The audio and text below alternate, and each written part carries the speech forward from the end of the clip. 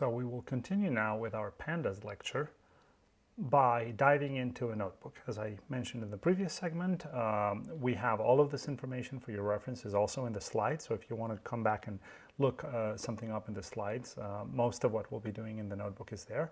But it'll be much more instructive for you if you follow along with the notebook and you try things by yourself, especially because I'm going to be necessarily a little bit quick with this material.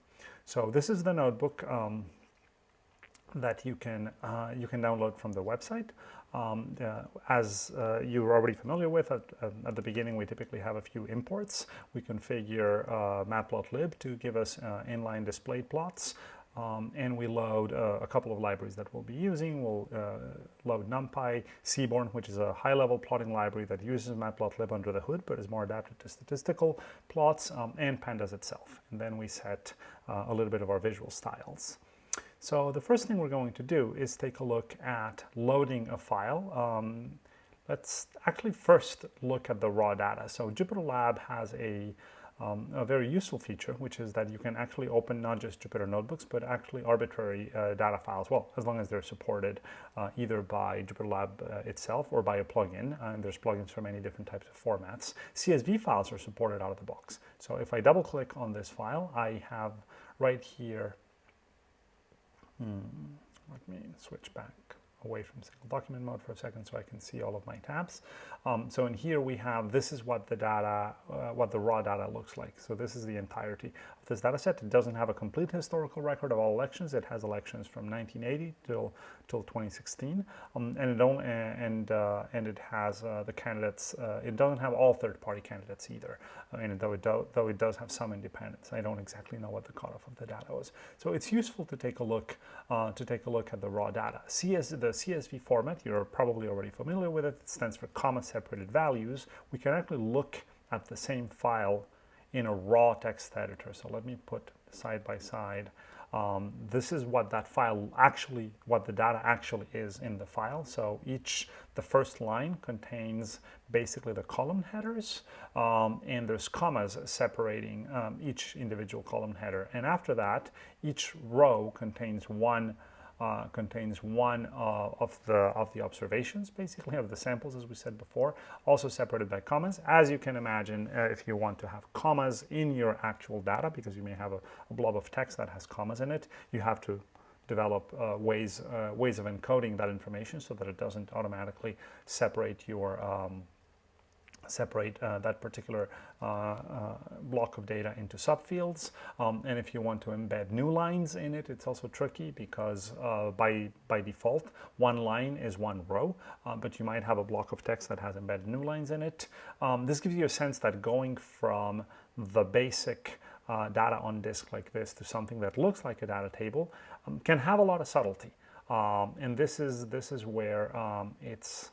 Let me go back to single document mode so that we only have the notebook here, and let me move away from this. This is where it's very, very useful to have access to something like the Pandas readCSV function, because if we call readCSV and we say load the elections.csv file into Jupyter, and then we look at the actual data frame, then all of that job of parsing the commas and loading the right columns has been done for us. It turns out that writing a good CSV parser is a major, major pain in the neck. And the Pandas one has been fine-tuned over many years.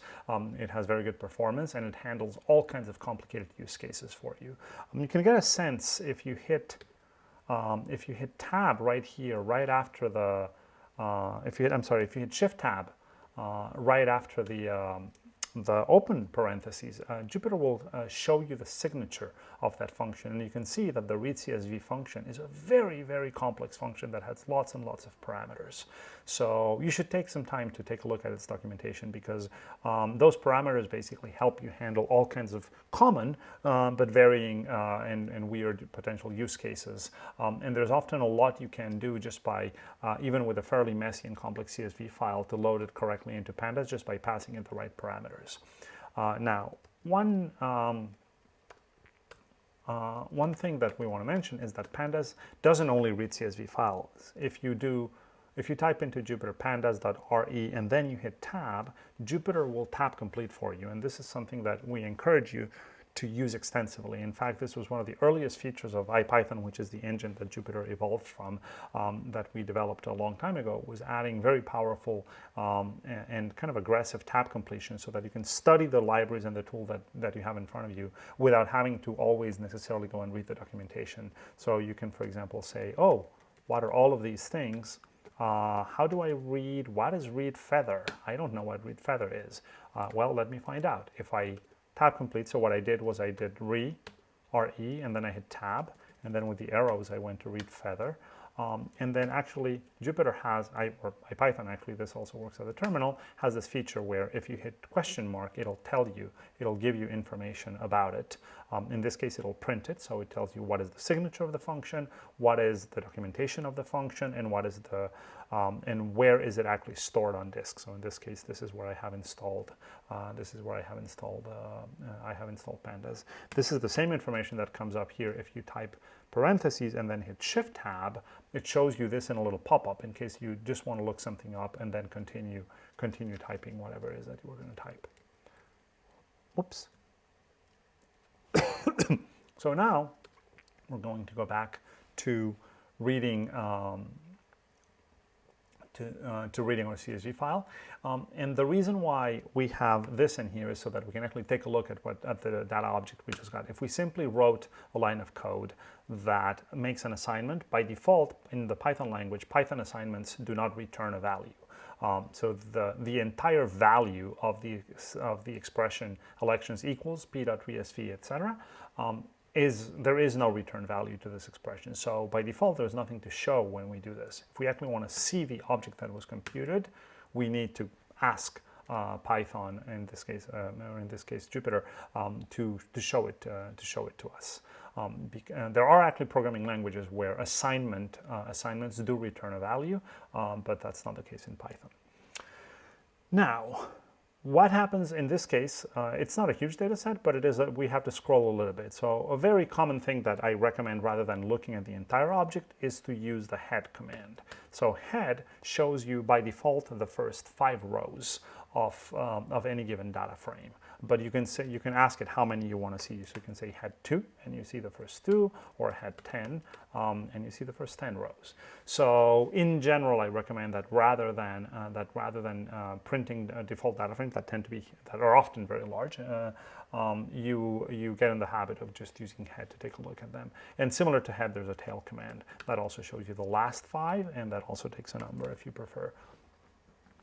So these are kind of some of the first things that you do with a data frame when you load data into it. Just take a look. What did I get? What are the column names? What are the rows? In here, we get a nice HTML representation with highlighted and shaded rows. The index is right here. It's bolded. The values of the index are bolded. This particular index is unnamed. And then here along the top are the column names. Now, we can actually choose out of the box what will be our index. So if, say, we wanted to index this data frame by year, we could say read CSV and use as the index column the year column. And if we say that, then automatically, look at the difference between these two. In this case now, year is not a column in the data. It gets moved over here. It is named. So now we have a named index, right? And then those are the labels that appear on the left. As we said before, we still have these internal numerical indices that are used for positional access, which we'll take a look at again later. But this is a case where we have a non-integer, a non-sequential integer index, but rather a year, which in this case, they happen to be numbers, but they're considered labels. Now you can do the same thing after the fact. So this is an example. If we want to index by party, then we can say set index on the data frame, on the elections data frame. And what the set index function does is it leaves the elections data frame unmodified, but it gives us a new data frame that now has that as its data frame. Elections, as I said, remains unchanged. So this command doesn't modify it. By default, we could let's tab complete here, we could say in place equals true. If we do say in place equals true, then it will actually overwrite the existing object and modify it in place. That may be what you want or not. It is not the default. And in general, it is good practice to, when you do these kinds of modifications, make a new object so that you don't lose track. If you keep modifying objects in place all the time, it is extremely easy to get yourself confused. So by default, most Pandas operations do not modify their objects in place for this reason. And so let's take a look at what happens if we load a data table that has duplicate columns. This is what this data table looks like. So this data table happens to have two columns named name. Name and name. John Smith, Zhang Shan, Fulan Al-Fulani. These are both named name. And then there's a flavor column afterwards. So what happens when we do this? Well, Pandas says, you know what, it's not a great practice to have two columns with the same name.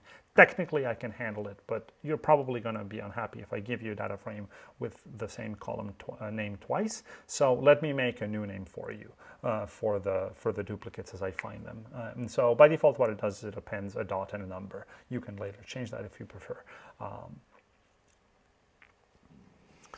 So at this point, we're going to take a quick break, and we'll switch gears in our next slide into indexing. As I mentioned, all of this material is available in the slides. So next, we're going to look at accessing our objects with the bracket operator. But I encourage you to take a stop here, play with this part of the notebook, do some experiments, and go ahead and fill out the quick check to make sure that you understood this part correctly and that all of these ideas make sense to you.